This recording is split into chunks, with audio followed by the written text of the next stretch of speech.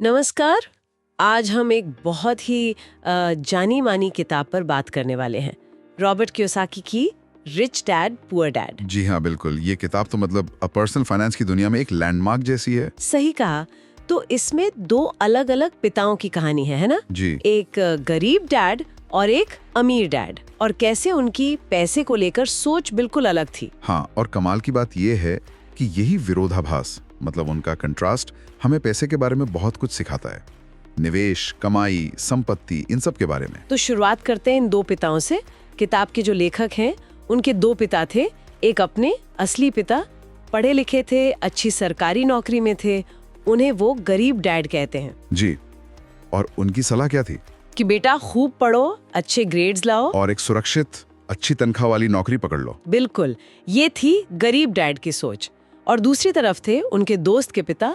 वो कम पढ़े लिखे थे पर अपना बिजनेस करते थे, उन्हें लेखक अमीर डैड कहते हैं। हाँ, और उनकी सोच बिल्कुल उल्टी थी एकदम। अमीर डैड सिखाते थे कि भाई, अमीर लोग पैसे के लिए काम नहीं करते। अच्छा, तो फिर पैसा उनके लिए काम करता है। ये सोच का एक बुनियादी फर्क है।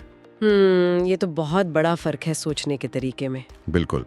कियोसाकी यही कहते हैं कि हमारी परवरिश, हमारा माहौल ये तय करता है कि हम पैसे के बारे में कैसे सोचते हैं, और ज्यादातर लोग गरीब डैड वाली सोच लेकर ही बड़े होते हैं। अच्छा, तो फिर अमीर डैड का सबसे बड़ा सबक क्या था? किताब में एक चीज पर बहुत जोर है, संपत्ति और दायित्व, एसेट और लाइबिलिटी। हाँ, ये शायद सबसे महत्वपूर्ण कॉन्सेप्ट है पूरी किताब का। सुनने में तो ये बड़ा आसान लगता है, एसेट लाइबिलिटी। हाँ, पर देखिए, उनकी परिभाषा बहुत सीधी और पावरफुल है।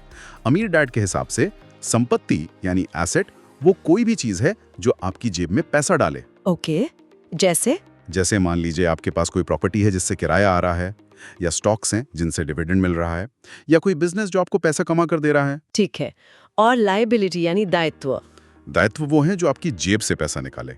अच्छा, तो जैसे आपका घर, अगर आपने लोन पर लिया है, उसकी ईएमआई जा रही हैं, मेंटेनेंस का खर्चा है, अगर वो आपको कमा कर नहीं दे रहा तो वो एक लायबिलिटी है। या आपकी कार, जिसकी किस्तें भर रहे हैं, पेट्रोल का खर्चा है। लेकिन ज्यादातर लोग तो घर को अपनी सबसे बड़ी संपत्ति मानते हैं। हाँ, और कियोसाकी इसी सोच को चैलेंज करते हैं। वो कहते हैं कि अमीर लोग संपत्ति जमा करते हैं, जबकि मिडिल क्लास अक्सर दायित्व खरीदता रहता है, ये सोचकर कि वो संपत्ति है। ये तो सोचने वाली बात है। तो ये समझ आएगी कहाँ से? मतलब एसेट क्या है, लायबिलिटी क्या है, यहीं पर शायद फाइनेंशियल लिटरेसी की बात आती है। बिल्कुल सही, वित्तीय साक्षरता। किताब इसी पर बहुत जोर देती है। हाँ, कि स्कूल हमें इतिहास, भूगोल सब पढ़ाते हैं, पर पैसा कैसे मैनेज करना है, निवेश कैसे करना है, ये सब नहीं सिखाते। जी। और इसी वित्तीय निरक्षरता, मतलब पैसे की समझ न होने की वजह से ज्यादातर लोग कियोसाकी के शब्दों में रैट रेस में फंस जाते हैं। चूहा दौड़। हाँ, वो चूहा दौड़।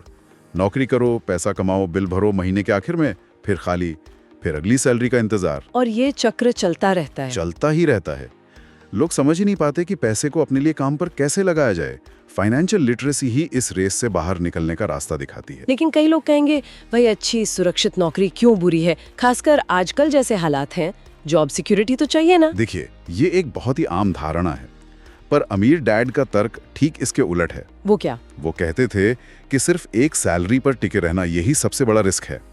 नौकरी तो कभी भी जा सकती है, कंपनी बंद हो सकती है, कुछ भी हो सकता है। असली सुरक्षा नौकरी की गारंटी में नहीं है, असली सुरक्षा है संपत्ति बनाने में। यानी कि अपना बिजनेस खड़ा करना या निवेश करना। हाँ, ऐसी चीजों में निवेश करना जहां से आपको पैसिव इनकम आए, मतलब ऐसी इनकम जिसके लिए आपको रोज रोज खटना ना पड़े, जैसे किराए की इनकम या डिविडेंड्स। बिल्कुल, यही चीज आपको असली वित्तीय आजादी की तरफ ले जाती है, सिर्फ एक सुरक्षित नौकरी का भ्रम नहीं। किताब में एक और बात कही गई है, पैसे से जुड़ी हमारी भावनाएं, डर और लालच। हाँ, ये बहुत जरूरी पॉइंट है।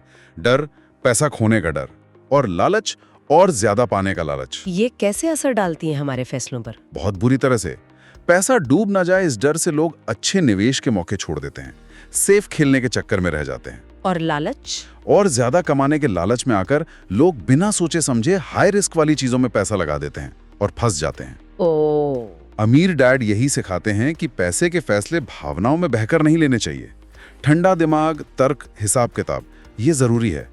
इन भावनाओं को पहचानना और उन्हें काबू करना सीखना पड़ता है। तो कुल मिलाकर रिच डैड पुअर डैड का सार यही है कि हमें सबसे पहले तो वित्तीय रूप से साक्षर बनना होगा। जी हाँ। संपत्ति और दायित्व का असली मतलब समझना होगा और ये सीखना होगा कि पैसा हमारे लिए कैसे काम कर सकता है। बिल्कुल, ये सोच का बदलाव ही सबसे बड़ा कदम है।